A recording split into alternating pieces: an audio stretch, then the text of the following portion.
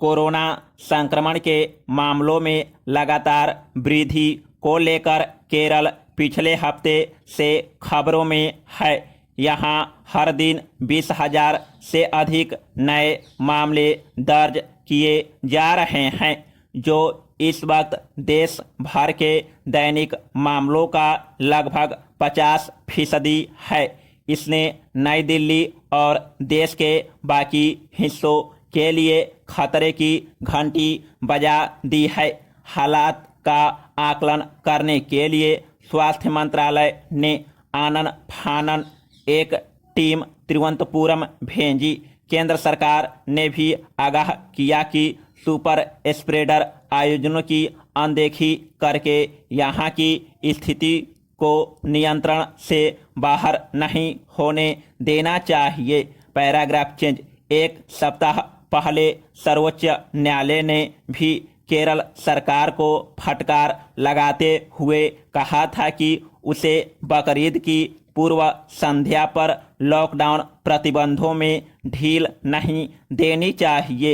शीर्ष अदालत ने उत्तर प्रदेश में भी कांवड़ यात्रा पर अपनी नाराजगी जताते हुए स्पष्ट कर दिया था कि लोगों की सेहत को धार्मिक आयोजनों पर प्राथमिकता देनी चाहिए।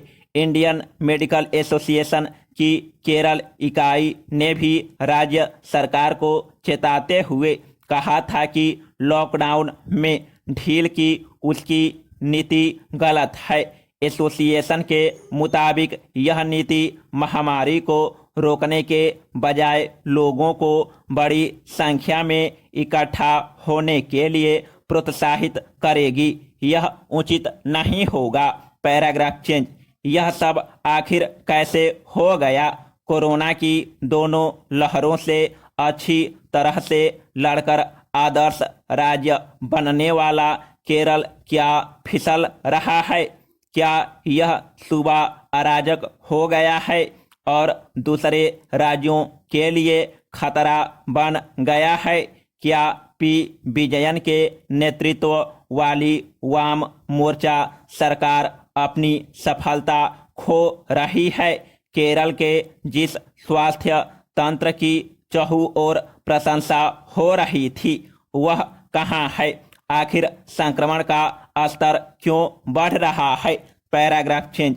इन तमाम सवालों से इतर महामारी विज्ञानी और वायरस विशेषज्ञ यही बताते हैं कि केरल कतई अपराधी नहीं है, बल्कि इसने कोरोना के हालात को अच्छी तरह संभाला है।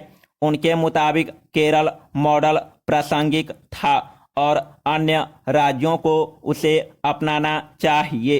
वे इस बात पर भी जोर देते हैं कि वास्तविक स्थिति को समझने के लिए केरल के हालात और उसके डाटा का गहन अध्ययन किया जाना चाहिए। तो फिर केरल की इस विडंबना को किस तरह से देखा जाए? Paragraph change. पहले इन आंकड़ों पर गौर कीजिए। ICMR का हालिया सीरो सर्वे कहता है कि देश भर में जहां 68% आबादी संक्रमित हो चुकी है, वहीं केरल में यह संख्या 43% है।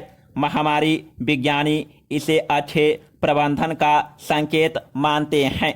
फिर केरल ने अपनी 20% वयस्क आबादी का पूर्ण टीकाकरण कर दिया है, जबकि राष्ट्रीय औसत 7.5% है। यहाँ तो 38% लोगों को टीके की कम से कम एक खुराक मिल चुकी है, जबकि राष्ट्रीय स्तर पर यह आंकड़ा 25% है। यही नहीं, केरल प्रतिदिन औसतन 1.4 लाख जांच कर रहा था, जो अन्य राज्यों से काफ़ी ज़्यादा है।